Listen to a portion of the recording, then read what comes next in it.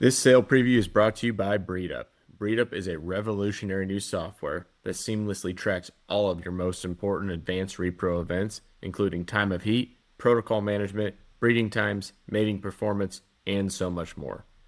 If you are using ET, IVF, or even AI in your herd, it is more important than ever to know what creates more pregnancies, and BreedUp's on-demand data and analytics deliver just that. BreedUp is mobile friendly and is compatible with your smartphone, tablet, or desktop computer. Sign up for Breeding Intelligence at breed-up.com and check out many of its features at youtube.com/@breed-up. All right, Brandon, welcome back to the podcast. You're officially, I think you were actually in the lead for most appearances on here, and you're definitely a fan favorite. So welcome back. Thanks. Had to make sure I kept my spot, Yeah. pole position. Yeah, I think after the conclusion of this episode, you'll have two up on everybody.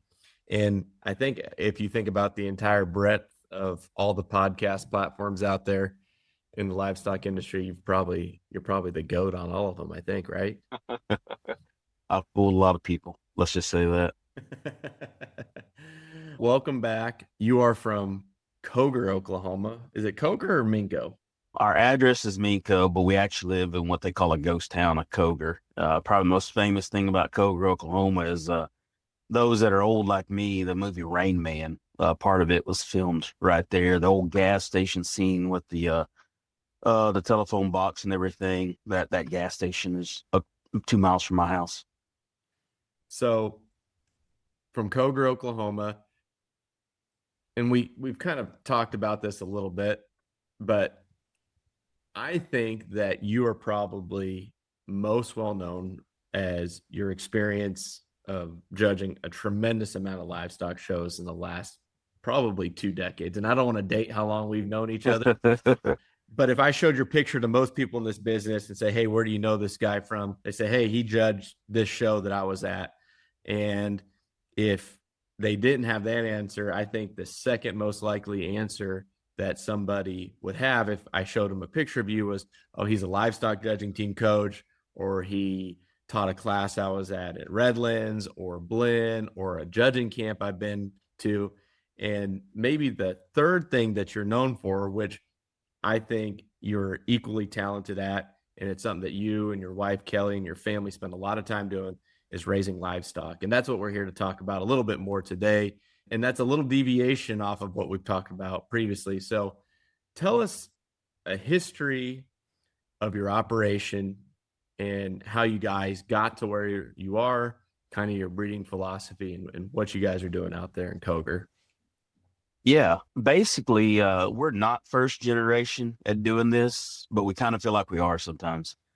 So both of our grandparents were very, very active. Kelly's grandparents actually ran an incredibly successful dairy operation, actually. Sold off those cows somewhere in the late 80s, 90s, and bought in the Simmental cattle. So that's kind of how our Simmental start became was through them. And then my grandparents and my dad, they actually ran a registered Brahman cow herd for a while, converted that commercial cattle. And then my dad being a county extension agent, 4-H agent, we took off in the show animal thing. That's just kind of what we did. Always liked the aspect of genetics. I had a poster board on my wall that I cut out, and I would go and find the Showbox magazine, the Purple Circle, Show Circuit. I'd cut out my favorite bulls and put them on this, and that was in my room that I looked at. And so genetic side of things, breeding of them has always been a goal of mine. And then when Kelly and I met in college, heck, our first conversation was about Jesus and cows. And so that's still what we talk about the most today. Those two things, just throw in the kids as well. And so I would say from the get-go, we had a passion meeting on that judging team for raising livestock and not just raising them. We wanted to make animals that last, animals that could contribute no matter if you're showing them, you're raising bulls, show heifers, whatever it may be. We just wanted to raise animals at the highest level. No matter where we put them, they could excel. And then with that mentality, I remember a podcast of yours, and maybe it was you and Ty that were talking that it's hard to multitask in a cow herd. You almost need to do one or the other.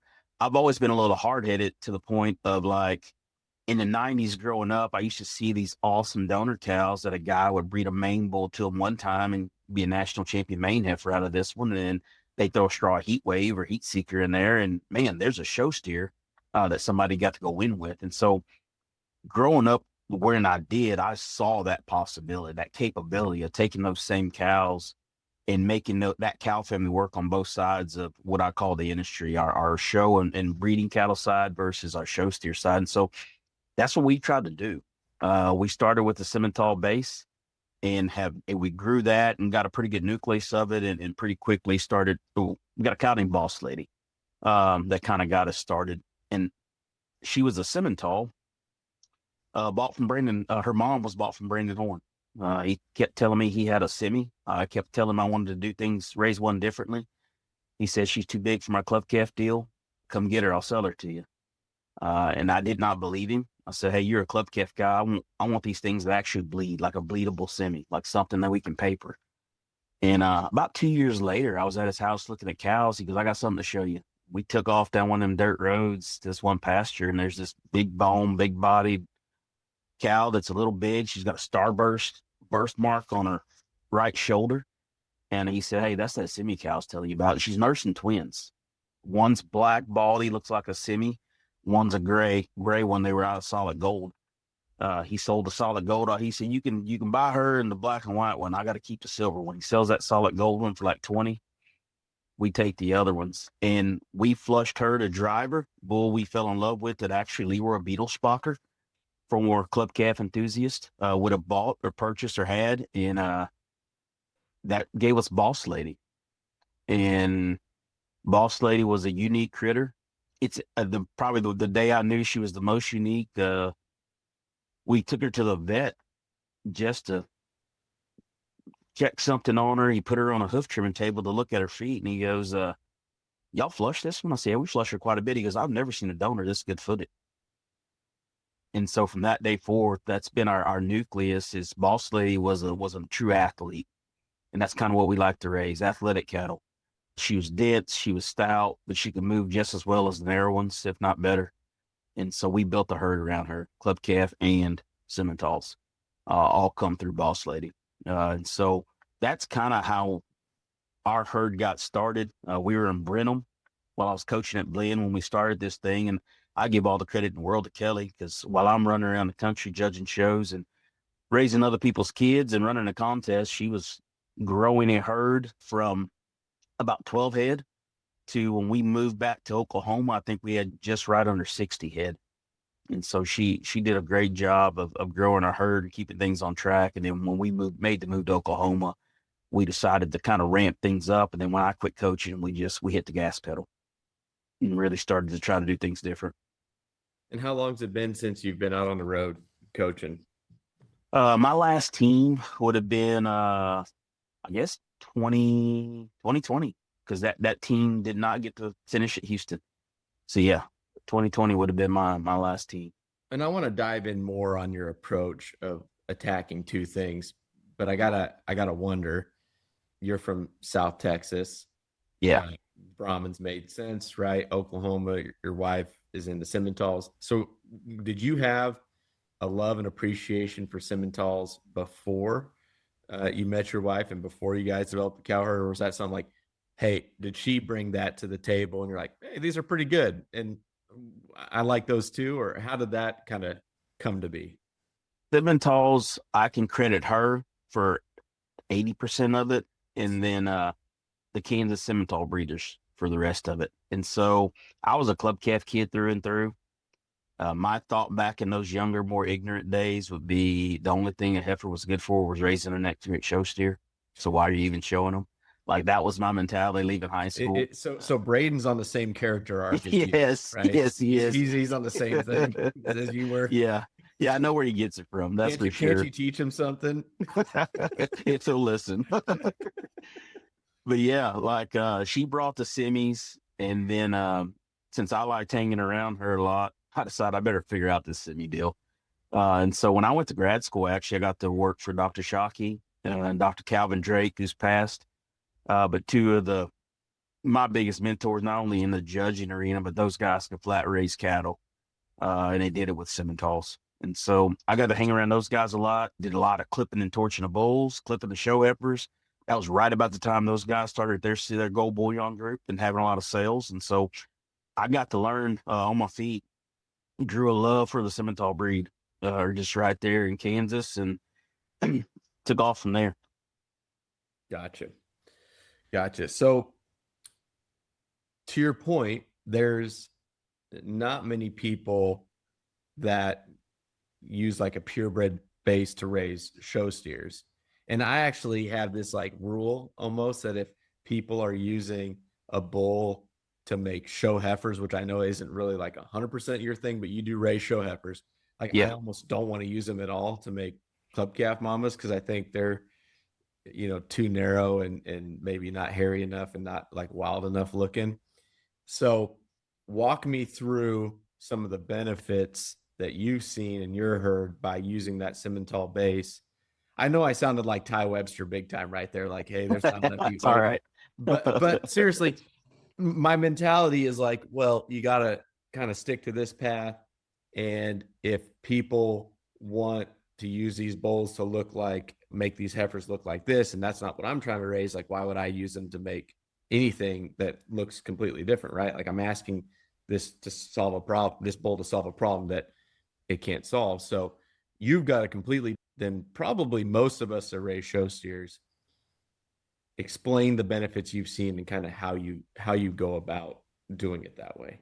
Yeah, I can't take full credit for that approach. There in college at A&M, I was on the same team as the Barber twins. And so I spent about a semester traveling the shows with them. Well, if you're the new guy on the block, you get up at 2:30 a.m. with Dale Barber and start washing on show morning. And so I'd ask him questions while we were on the wash track, and he always told me breed for females, the bulls will come. And what made it interesting with him, they were raising the most elite show heifers, but then also their boys were showing steers mates to these heifers and waxing people's butt in Texas with them. And so that I loved what they were doing with that. And then there was a few pig breeders around that Washington County area when I was at Blinn, same philosophy of, hey, their deal was you need to have at least a half or a quarter blood of a purebred animal on the bottom side of that pedigree to really make that animal grow, to really make things thrive, taking advantage of the heterosis, if you will. And so what we've done around here is having that quarter blood or half blood semi on the bottom side of a BDR. Boy, it makes a huge difference in raising ability.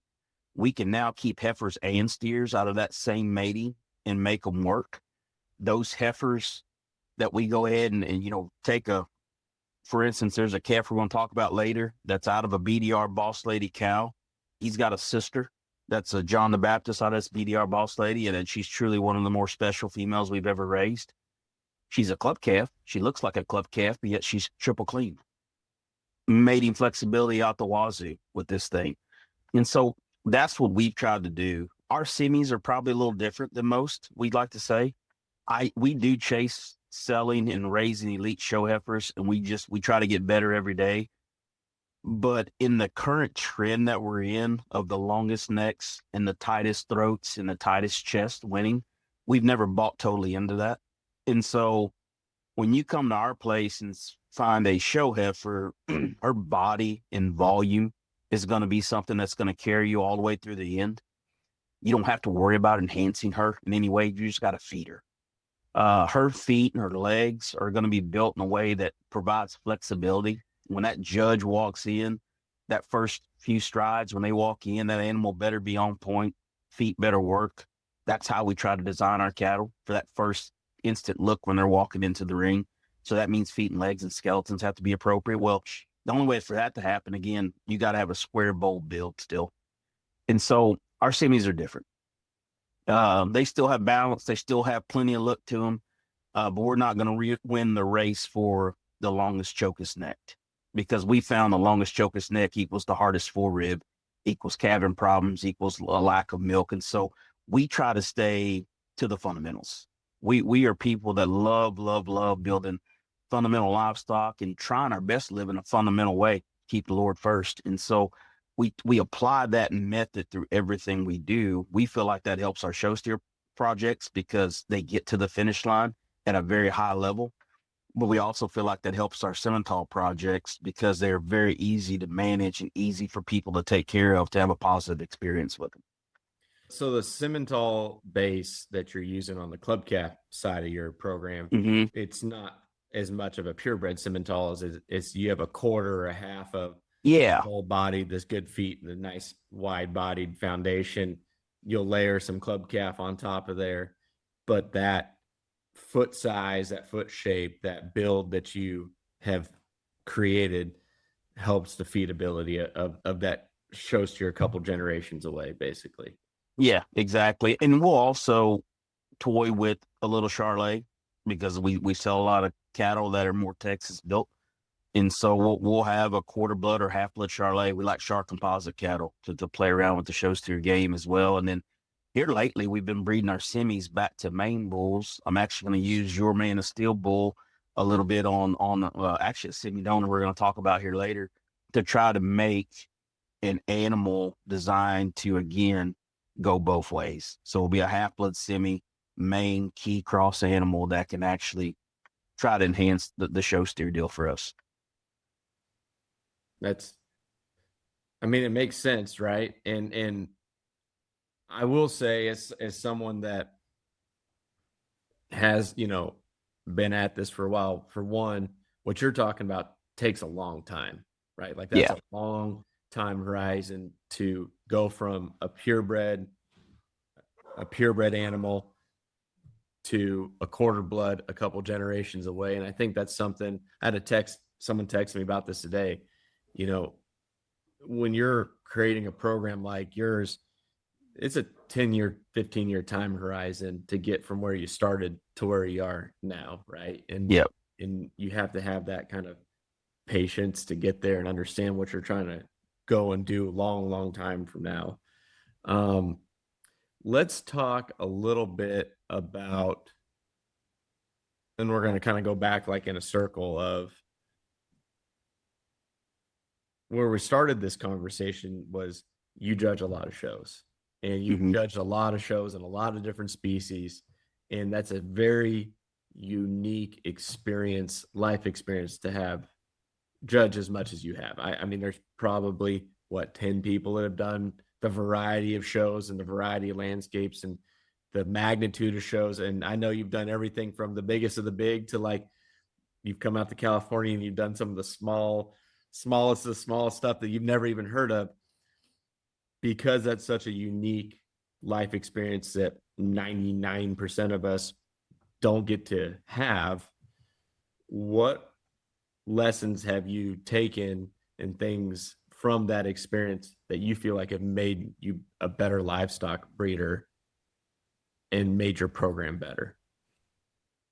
That's a cool question.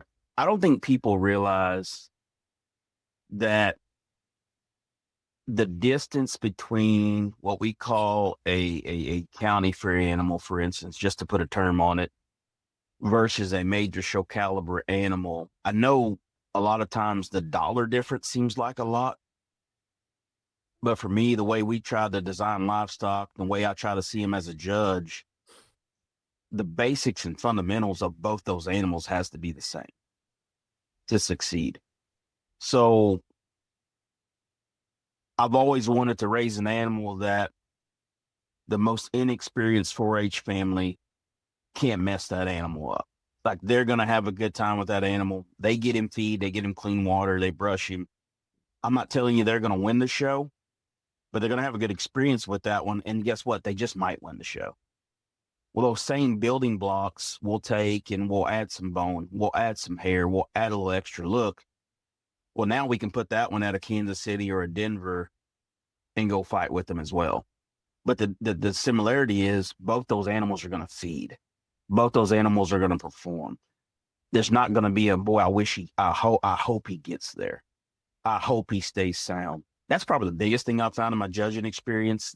And here lately as well, my buddies will tell me because they had a little frustration. I did not know how much of a build and structure person I was until I sometimes hear myself talking on the mic. Like, thanks to Walton Webcasting, I can rewatch a show, Taylor Ford, these guys, and it's like, man, you do talk about structure a lot. But I think that's what we want to be our calling card. Like, we want our calling card to be athletically built animals that no matter if you're showing at the county fair, or you're showing at the most prestigious shows, you're going to be in the hunt. Yes, those animals are slightly different, but for us, the basics still have to be a part of the equation for both those animals to succeed at the level you want them to succeed at. And maybe this is inside baseball because I ask you a lot, like after you get done judging a show, like, hey, what'd you see? Or when we're at the same show, like, hey, like, how would you have done this? Or what'd you see? But I think that's a lot of times how you sort them too. And you kind of alluded to that too, is you start with the basics, build, squareness, fat steer, right? They Mm-hmm. gotta be there first. And at least when I see you sort them, you would rather miss a little bit on the plain side than have a freaky, long-haired, fat-legged one that's too straight or Yeah. shotgun bellied or something along those lines. And the one time I've had the opportunity to come look through your stock, that build and boxiness and body shape and easy feed and look, I think is pretty prevalent in what you Yeah. guys are trying to do. And it all kind of makes sense that, and I guess in a way it's nice that you practice what you preach. I guess a follow-up question is in your second most well-known life as being a judging team coach and being out on the road and like looking at a tremendous amount of livestock from that aspect. Would you say did you have a similar set of learning lessons, or did you learn something different from just like that constant repetition of seeing a ton of livestock basically every day all over the place? The repetitions were awesome, but what I tried to teach the kids, especially at the JUCO level, again, I wanted to win every contest we were at.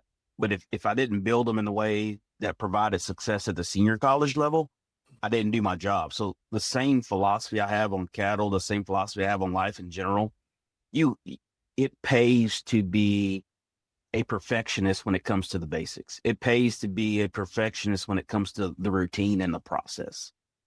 And so I tried to build that process no matter where we're at judging those livestock. You don't know the quality of the contest every time you show up. But the way I felt like our teams could be successful more often than not was we had the same approach, whether it was at the American Royal or Louisville, or whether it was what we call a jackpot contest. You're going to have differences of opinions on judges. You're going to have differences of opinions on committees. But I've learned that if you can perfect the process of evaluating fundamentals at the highest level, you're never out of play. You're always in the game. Yes, there's a few things that got to go your way. Yes, the good Lord might not allow you to be the one on top that day, but guess what? You're always in the hunt if you can perfect fundamentals. And so, yeah, like it's always interesting when we do go judge, or even if we bring a calf out of the barn for the first time and they got a little extra look to them, people are like shocked. But it's like, I don't like ugly livestock. We feel like a good built, fundamentally correct animal is still balanced. Like their Yeah. neck set still sets in the right way. Their hip and hind leg works absolutely perfect. Their toes go the right way, and they can do all that because the rib cage is put in there the right way. Like an animal that's built right is built right. That animal is still good to look at. And so it does get interesting. You do get tagged with that, but I'll take it because to me, if you can perfect those fundamentals, perfect the process, you increase your chances of having a higher probability of success every time, not just one time. And that applies to everything that you do, not only Yeah. in terms of raising livestock, feeding a show steer, which is kind of a nice little segue into like my next question for you is if anyone's ever met your boy, he is completely ate up with showing steers, loves to compete, very, very ultra competitive, and wants to go fight it out with the biggest of the big dogs at the toughest of the shows, which I love. I love that approach. you've had a tremendous amount of success at very tough shows. You made the sale in Denver the last 2 years. This year, you were second to the Grand Steer. The year before, you were second in a really tough class. You won the semis a couple years ago at OIE, I think, right? You might have, Yep. and then you made the sale several times there. Very tough stuff. With that said, you are not the home and the type of guy that goes and buys 20 of them for the most money. You're very disciplined about your budget. You're very disciplined about the number you buy, but you do look at a lot of cattle. I know this fall you saw a lot of cattle. You continue to look at a lot of cattle. And I think that's, in this day and age, quite unique and different. So within that budgeted, like, discipline and number discipline, how has that process and, like, experience changed the way you think about raising cattle, the stuff that you sell, and the stuff that you pick, not only for your kid, but when people call and ask and say, hey, which one of these do you think? How, I guess, how has that adjusted your eye? Because for the last 3 or 4 or 5 years, as we become even closer friends and talking more, it's like, I know for a fact that you're not out there spending 50 on 10 of them. You know what I mean? Like, you're Yeah. getting, like, very specific laser shots, and you're still getting them to the spots where you're in the mix. I know a lot of that's hard work, but talk to me about the evaluation side of that on the front side when you're acquiring the cattle and pick. That started with my dad. Dad is a tough person to sell livestock to because he is very budget focused and stays on task. And why does he do that? He spent 30 years supplying animals for kids of all levels of income, but mostly on a lower to moderate level. His goal was to have them go for the champion, just like the guy that could spend the most money. And so he taught me there are certain pieces that a livestock have to have in order to get to that point of success. There's certain pieces that you can't sacrifice, but hey, if you do sacrifice this and this, you can buy them a little cheaper. You can feed this one. And so you have to know your feeding program. You have to understand what you're good at. A lot of people do have this mentality of, if I don't buy the highest price one, I can't be in the hunt. And is there some reality to that? If the highest price one gets in a home that does everything the right way, they've got all the resources to have a whole crew there, and like that calf never misses a beat. Yes, that home is hard to beat. That's just the reality of life. But that doesn't mean they can't be beat. And so you've got to understand what you're good at, what you're good at feeding. And what we've decided is, man, if we can find certain pieces that cater to our ability to feed and maximize those pieces, we're giving ourselves a shot. We don't have a cooler. We've got a lean-to with a tie area, a wash rack, and a catch pen. And I'll give the boy credit. Like, we always have pretty good hair at OIE. Our hair never has yet got us beat out of Denver, really, because he works his tail off, rinsing, brushing. Like, from November 1 on, it's hair care time. And he really dives into getting hide and hair right. And so that's part of the equation. But when we go to buy one, we understand what our budget is. And another thing that's helped, we've been able to work with some traders that understand where we're coming from and what our needs are. We can be very direct and forward with them. Hey, this isn't going to work. This one does work for us. And even some breeders as well now, that there's certain pieces we feel like cater to our feeding program, our environment, where we live. We do try to start off with a little extra hair just because we don't have a cooler. And so there's certain things we try to buy or select in an animal that will cater to our success. But we've also learned we don't have to blow our top off, blow our budget going to chase that animal. You don't have to do that. Probably another way I learned that, I've worked for some pretty successful traders over the years, and I got to watch these animals come in and out of the wash rack, hairy, burly, dirty, wash them. They're clean. They go out, they leave the clip room. I got to see what they look like. There's not a big difference as far as what the dollar difference says there is sometimes.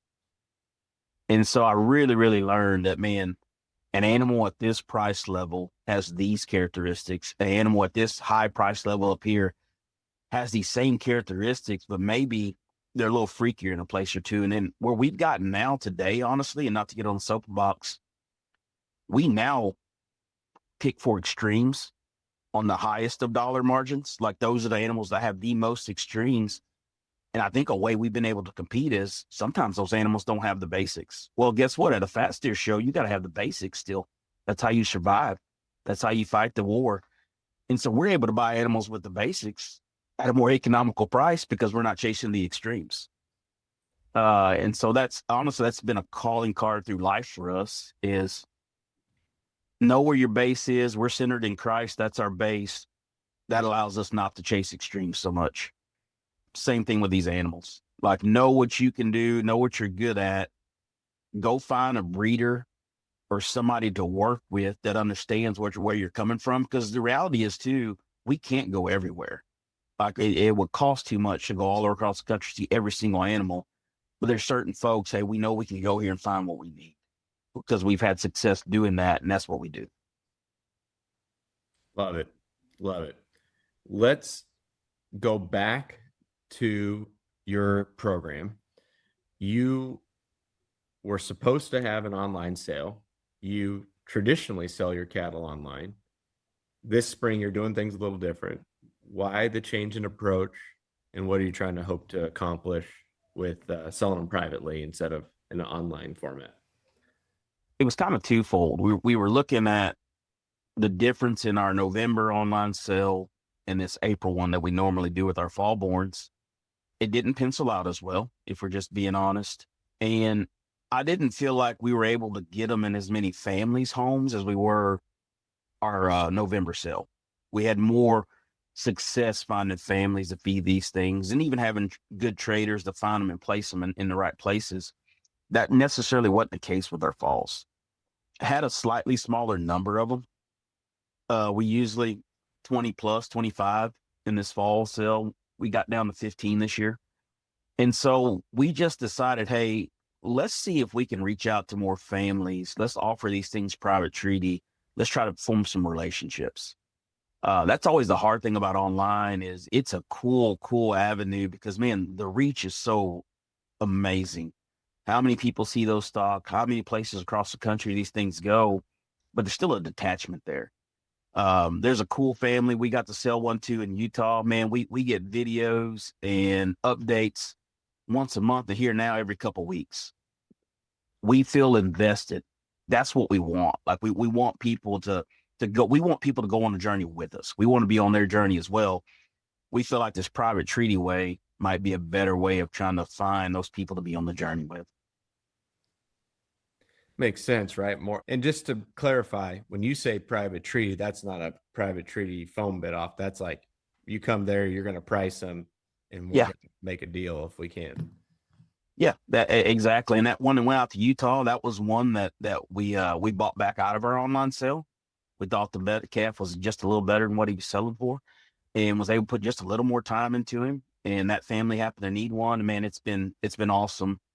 Again, met that family, I think it was 10, 12 years ago at a county fair, and they remembered we had cattle from the bio we had there. And so it just kind of worked out. And like, that's what we want to do. We want to find more families that we can work with and be on the journey with. Is it easier to get cattle into Utah from Oklahoma than it is from California? It's always hard to find trucks to go that way, it seems. Luckily, their cousin lived in Oklahoma and had trucks going that way. So they're able to hop one on. Yeah, Utah is tough. Idaho and Yeah. Montana is always tough. Like We if have you're sold a couple of nice heifers to Idaho, and it wasn't too bad for us, but yeah, it is a little bit. it's always like meet them somewhere. So if there's any good truckers running from California to Idaho to Cogar, Oklahoma, drop a line in the comments. Yeah. Leave your phone number because it's really hard to find people to go that way. So with that said, you got some cattle that you have some cattle that you're going to sell. Let's talk a little bit about the genetics behind the cattle. Mhm. You got a handful of really stout donors. We'll pull those pictures up on the screen right here as we're talking about them.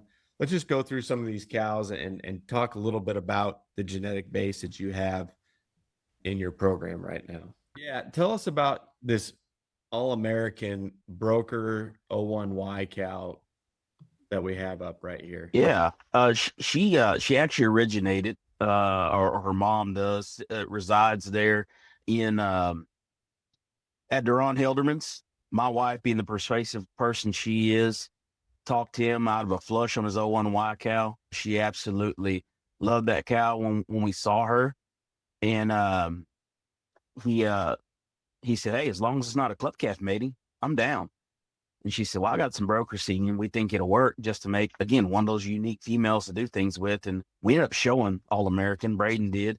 She was always second or third. Oh, we got to pull one. Ferris got a breach. Okay. We're folks, we're gonna pause this and we're gonna come back here in a little bit. All right, I'll be back. Okay. All right, we are back. I think that's a first in definitely shoot side history, but in probably any livestock pod history that I'm familiar with, where one of the two people on there had to go calve a cow, and a few hours has lapsed. I've eaten dinner and done quite a bit more other things. Brandon, you want to tell us what happened and why we had to pause this, and maybe why your clothes have changed? Yeah. While we were recording, my wife was trying to call, and I said, "Hey, text me. We're recording," and she said breach. Oh no. And so I took off. Me and the girls grabbed the girls, told them to grab our little bag we used to kind of get through stuff like that, and got the cow up. And long story short, my arms aren't long enough to do what I needed to do. So I called my long arm vet and hauled her to him. And unfortunately, little heifer didn't make it, but the cow's all good. And so we got her saved and everything. But yeah, one of them days, man. And you were mentioning before we even got on that you've been up and at 'em since 3 or 4 or something this morning, Jack. Yeah, I took a 2 a.m. check yesterday, this morning, and I had one that had a leg back. And so that one we were able to, with assistance from the girls. Braden's been out of town judging contests, so me and the girls had to get her up, and she's probably one of the only 3 feral ones we have here at the place. And she gave us a run for our money getting her up, but we got her up, got the calf out. That one was a success story. So we're 1 for 2 on pulling them so far today. Yeah. Yeah. But we have another special guest. Mrs. Simon says, like it. You know this is recording, right? Oh, I do now. Anyway, God love you. Miss you, buddy. Talk to you soon. See ya. But so before your calving crisis, we were talking about your donor cow, the red donor cow, All American. Yep. So I don't remember how far along we got, but let's just start back over. Yeah. And Yeah, we can do tell that. us about the cow, a little bit about her, and what makes her special to your program. So it's even more funny. As we were tending to the calving crisis, a white truck comes pulling up the driveway, and was Duran inside Helderman. That All American cow goes back to their 01Y cow that's been famous for them and has produced a lot of good ones. My wife smooth talked Duran one day out of a flush. She never sells flushes on that cow. And she said she wanted to do a semi flush. And he agreed. And that's how we got All American. She's a broker out of Hilderman's 01Y cow. Again, she would be Golden Ticket's mom. So this one's No, an she would be eternal she would be Golden the grandma. Ticket? Yeah, she'd be the grandma of the Golden Ticket. Okay. I had that wrong. Golden Ticket's mom would be a maternal sib to this cow. So I've got that right. But man, this cow has been strong for us. She's had 2 John the Baptist calves. One that Bonham buys for I think like 19,000, and then she's got a red heifer that we probably won't part with in this year's calf crop. And so she's one of our young donors that's we're probably fixing to get started on. Just she's done a lot of good things for us. She's not built like your typical club calf donor. Very, very smooth, good jointed, Doesn't maybe have hair hanging off of her, but boy, her calves do. Is O&Y, is she like a monopoly or something like that? Or She goes back to Jimmy the Greek, so she's not one of those monopoly. Well, she might be a monopoly 05S, but I don't think I think she goes back to a Jimmy the Greek on the bottom side is what that jewel cow goes back to. gotcha. And did you say you were going to have some stuff out of this cow this fall? Or I mean, to Uh, sell this fall, like you're capping them now or no?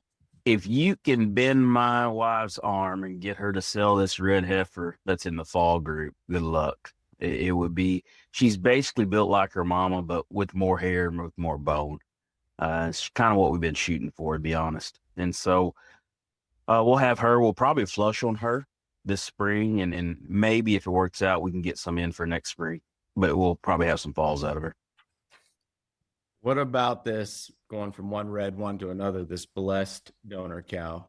Yeah. So as we talked about Boss Lady earlier, Blessed is a broker out of Boss Lady. And so I actually had the opportunity to judge Broker twice. I judged him as a yearling when I was an associate judge at Denver. And then Jeff Thane and I got to do the National Semi Show in Kansas City one year and got to use him there. And I was enamored with the bull. I think still to this day, and I don't say this flippantly or anything, like still to this day, probably top 2 or 3 animals I've ever laid eyes on and gotten to judge is what Broker was. And so I was so enamored with him. I told my wife about him, and she was like, hey, we need to go look at this bull. And so we left like 2 days later, went up to Tecumseh, Nebraska and looked at that thing. And she saw him in the pen one time. She goes, that's all I need to see. Bought 2 canes of semen and came back and flushed Boss Lady that way and got blessed. That red baldy. I've always had a fascination for red cattle. I grew up showing red Angus steers there in Texas. And so her being red didn't hurt my feelings at all. And so we started ramping up on her since she was a purebred with a lot of our semi stuff and even did her to In God We Trust. And just, she was one of the first ones we kind of played around with on both sides of the coin. Gotcha. What about Glitter? So Glitter would be a blessed daughter, actually. She would be a copacetic. Another good story there again about judging. I got to judge that bull at Kansas City. I still think to this day one of the most freakishly athletic bulls that I've got to witness. He was a 3/4 blood. We flush blessed that way.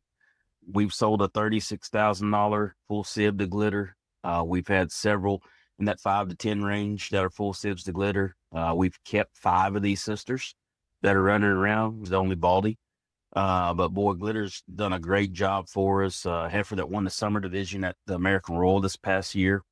Had a really nice heifer here in Oklahoma that a family from Altus showed that was second in a tough class here at OIE a couple weeks ago. Man, she has exceeded our expectations. And she's the one that I'm going to play around with your bull, actually, to try to make a neat half blood to go back into the club calf side of things.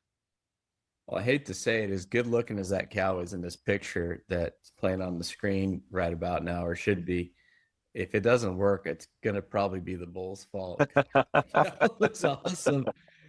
About as good a bag as you could put on them, and long hipped and a great hind leg. I mean, I don't know. I hope she was your favorite when you were here before we took you to eat the good food. You put your eyes on her and liked her. So we're pretty fond of her. That might devalue her a little bit. I don't know. Telling people I liked her. Marked about like you want them, and yeah, that's a pretty sweet animal. What about the last kind of one we're going to talk about here tonight? This one you call Kate. Yeah, Kate is one that we purchased from John Sullivan. John and Josh have been good to my daughter, Kylie. They've always allowed us to go in there and buy one, or at least be able to afford one out of there. And Kate was a skinny heifer when we first got her or laid eyes on her. Again, being a pedigree guy like I am, always liked the Beth Dutton cow that the Martins and Tim Schaefer has. And so as I was looking through her pedigree, she's a full sib to Beth Dutton. But she's red. Again, didn't hurt my feelings. She was red. So we bought her, showed her, had a lot of fun with her. In fact, Kylie entered her into Denver herself one year. I was all steer focused, didn't want to take a heifer. She got her entered. She figured out where we were laying over, got everything figured out on her own. I'm glad Kylie did that because that's the first and only banner we've ever won from Denver. was that after she ended up being reserve grand that day there at Denver and the percentage semi show. And so after that, we had a plan for her. There is a really good How Great Thou Art Red Bull. We kept the nuts in him that will be for sale. That's out of Kate. He's very impressive, tested clean actually as well. And so interesting specimen there. And then my daughter is showing her bred known this year will be a Sam out of her. And so in her young life, she has done a lot of cool stuff for us already. And we are really, really going to make her a focal point from here on out. What Red Thunder would that one have been out of? I mean, there was a million. So this would be, she's out of 18B. And so if I remember 18B, I think the Skiles family actually showed 18B, one like the Kansas Beats Expo and some of those deals. And I think Sully ended up buying her off of them, if I remember correctly. And so she'd be one of the first or second groups of those style ones, that style Red Thunder pedigree of Udell's got real popular. 18B would have been in that group. Because wasn't the like the real first one was one that Vicklin had, right? That was like the first one. Yeah, they had several. They had that one. They had a Brilliance, I think, out of that Red Thunder cow as well. But yeah, there were several of those. The Walker family had a couple of them. But yeah, that litter was popular. And what was cool, I personally think that cow was a throwback as well. I often thought with the way she do hair and bone, she could meet both sides of the equation as well. Sticking to the Simmental and the seed stock vein we got going on here, you had a pretty good run with the bull you raised here this fall and into this spring. That's had a lot of hype.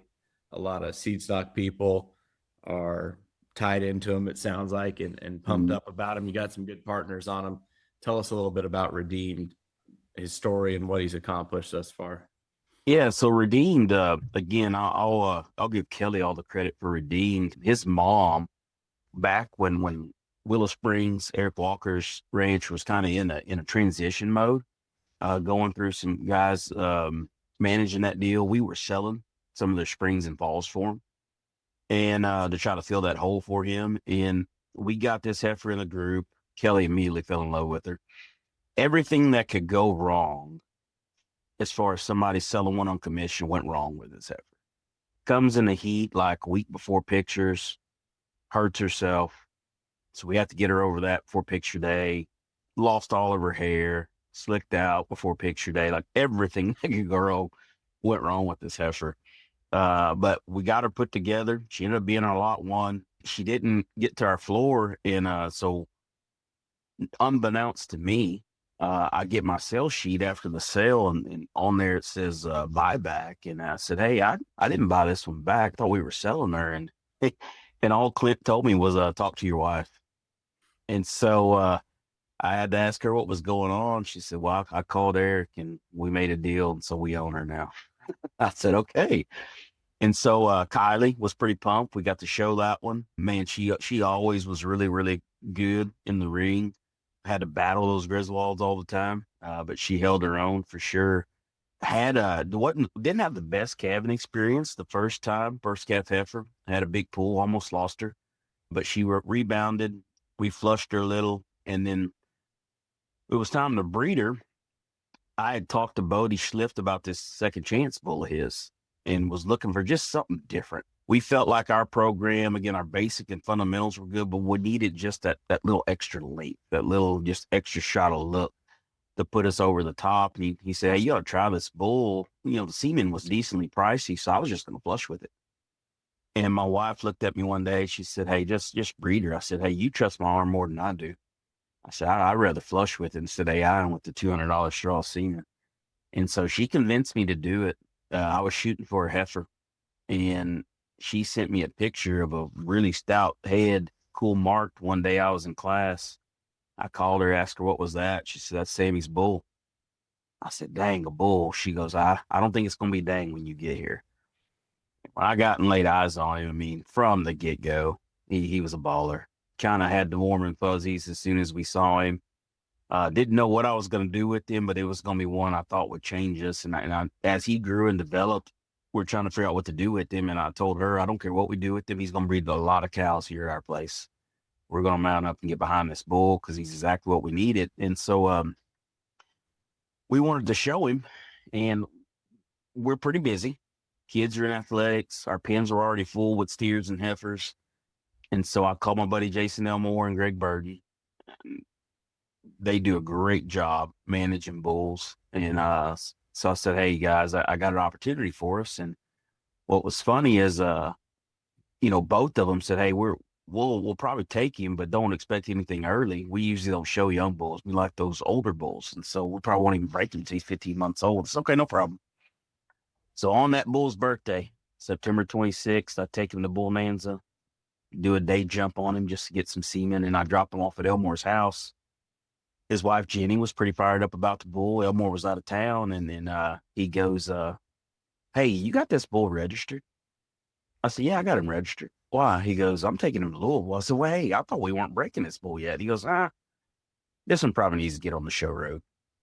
And so we took him to Louisville, just trying to get him through a show stress, really to debut him at Cattlemen's Congress was kind of the idea.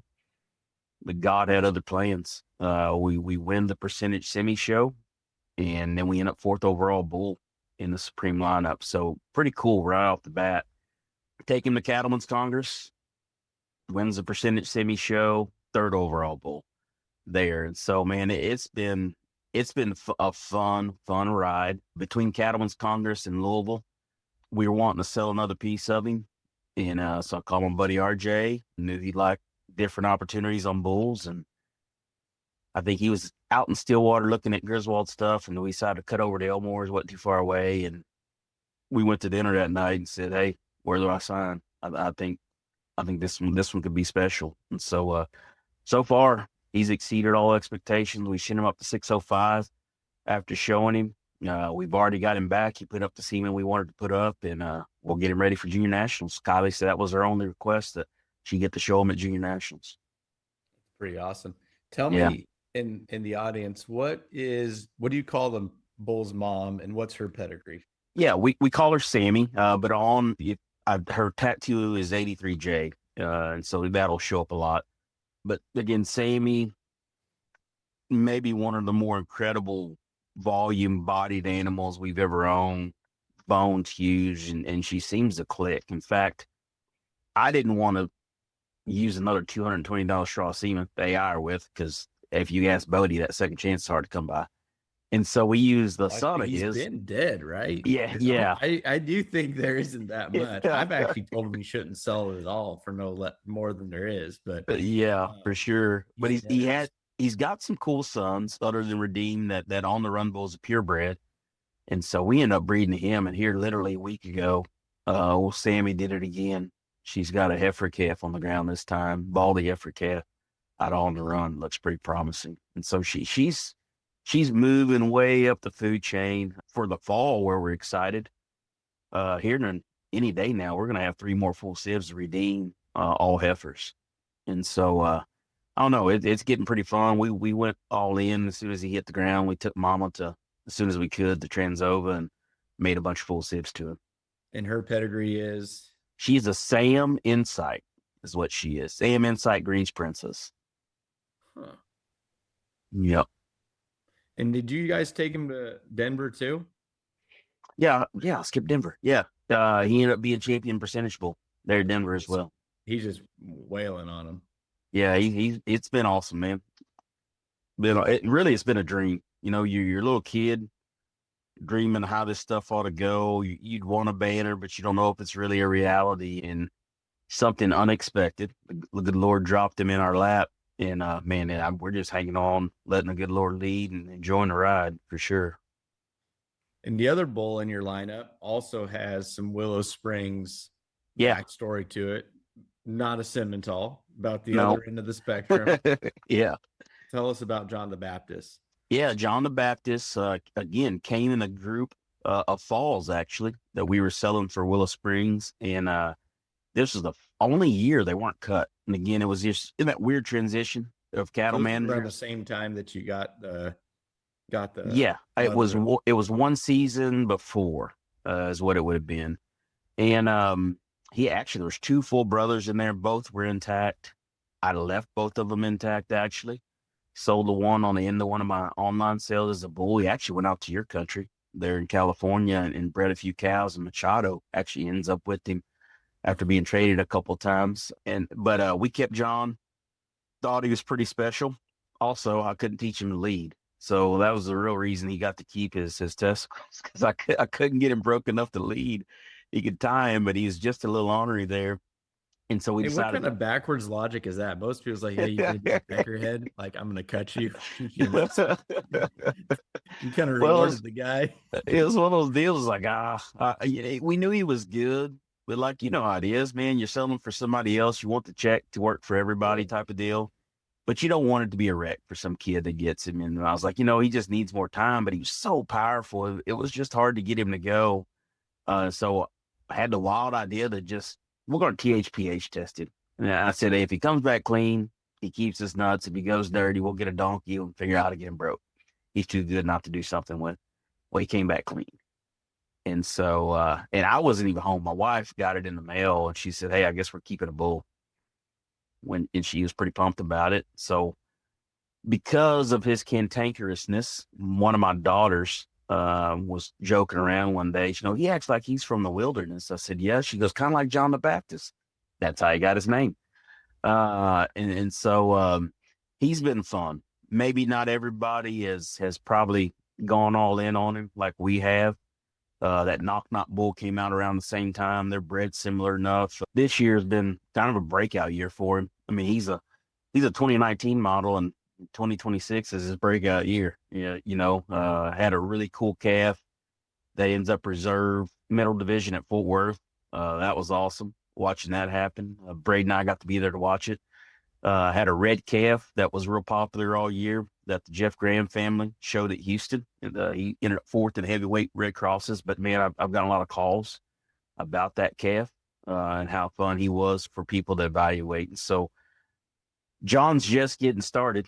But, man, it's been fun to have him for So sure. he's In God, Monopoly, Katie Babe, right? No, he's actually an In-God Monopoly on I-80's grandmother. And so when Willow Springs bought the big donor package from Bushy Park, his mom would have been in that group. Gotcha. Yeah. And where do you see him working the best? Because I mean, you've had more of them than anyone. Yeah, I've been pleasantly surprised for being a clean bull, how he works on clean cows, actually. Usually that doesn't get you enough punch and pop. And his muscle tone and expression is about as slick sheer as he can make it. The way he keeps their chest in them, but yet they're still husky in their forerib is absolutely awesome. And where he changed our program, they just have a different presence about them. They walk around proud. They hadn't been as hard to break as their daddy. And so it's been pretty cool. The way we breed him is we take him to a cow, again, athletic, doesn't have to be the most opened up, just nice pattern. And he'll hoss them up and make them pretty cool. A litter of them that we're going to be selling here this fall. They'd be the litter mates to Jeff Graham's steer. That cow is really husky, really big bodied, maybe just a shop planer. Needed just to be cleaned up on either end to just make it more elite looking. And boy, She bred. She's a long story, Sheriff. Her mom is actually a Heat Wave 419. So if people are familiar with that, that's the same as In God We Trust mom. So we have a sister to In God We Trust mom that Kylie owned. She passed about 2 years ago now. And I've kept several daughters, obviously. The bull, though, my neighbor raised. We call him Rain Man. He was raised right across the road from the store where Rain Man was filmed. And so he was actually a Rapid Rewards Ali, is what her dad is. And so that cow's Rapid Rewards Ali, Heat Wave 419. Normally, when you talk about the neighbor's bull, you're not talking Exactly. reverence that you just did right there. Normally, it's like a completely different direction. How bad it was. I thought you're about to tell me that this cow was sired by like a Coriani or something. No, and that same neighbor, his father-in-law, actually was the owner of MAB's mom. So we got some cool folks around here that raise some nice cattle, for sure. So, since we're on the subject of John the Baptist, you've sent some videos over. We'll pull them up here. You got some of these that you're selling private treaty. Obviously, Yep. you own the bull. It works good. They've been feeding really well, been doing really well. Why don't you walk us through how some of these cows are bred? This one's out of a BDR, it looks like. Yep. Yeah. There's a little, he's a Simmental colored one. He's got a little white in his head, a little white in his flank, and on one of his feet. But he's out of a BDR boss lady, actually. Man, he is so good wet. So His that's clean on expression, clean then. yeah, it's clean on clean. He is so expressive, monster hip, and again, just has that John the Baptist look and presence about him. He's got an older sister that we're about to start flushing on here this spring. So that cow, that mom is fixing to get sent to Transova as well, because she did it twice, 2 times in a row. But we think he is a very, very elite Simmental for San Antonio or Houston next year. I think soft haired though for being clean on clean, kind of what you were talking about. Could be a dual purpose one, and go D1 at Fort Worth as well. What about there's another John the Baptist Pixie in here? Yeah, there's Like. there's a couple of, so there's a red one with white feet. I know everybody says it, but he might be probably the best one out of that litter pot, quite possibly. Other than we kept the bull, a full brother in this same group that will debut this fall. But you talk about one that is slick sheer muscle, but yet so soft haired. He's monster bone. He is flat elite in his structure and his movement, his head carriage, and the way things go. We think he's pretty special. He's a lot like his brother that showed at Houston that the Graham family had a lot of fun with. But yeah, he's been pretty cool one to have around for sure. And man, would just love him to get in the right home, because I think if it does, magic could happen with that calf. He just got that kind of presence and build about him. And there's another Simmental colored one, a little more white on his feet and legs, a little bigger white in his head. He'd be a John the Baptist Pixie as well, so full sip to the red white footed one. The So big bellied smooth. one. Yeah, awesome bellied, so smooth. He's one of those ones when the hair peels off of those things, there won't be anything you really want to change about that calf. He's big in his pins. He's got the right turn to his quarter. His body is tremendous, but again, walking is where I love that calf. He is so loose and so flexible, so comfortable when he moves, but yet his head carriage is still got an elite look about him. Looks like a fat steer to me. Kind we like to raise, man. Yeah. So tell us how you're selling them first come, first serve.